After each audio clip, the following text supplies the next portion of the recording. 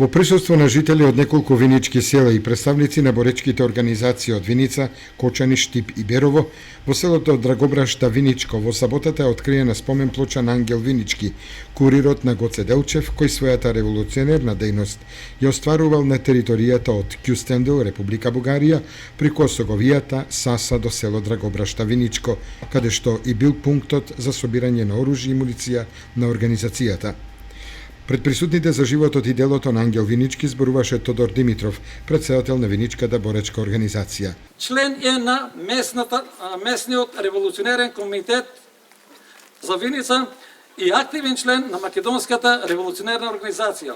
Учествува во подготовките на вооруженото, односно Илинденското востание. Најдоверлив курир е на Гоце Делчев. Работи во бомболеарницата на Гоце Делчев, лоцирана во Кјустендилското село Саблер на планината Осогово.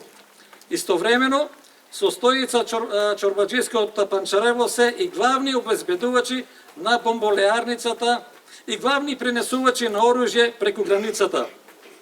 Ангел е организатор на тајниот канал од Виница за Кјустендил и обратно, кој канал поминувал преку селата Драгообраште, Грљани, Илиово, Драмче и Ветрен, по кој канал се преведувани луѓе, пренесувано оружје, пошта и други материјали.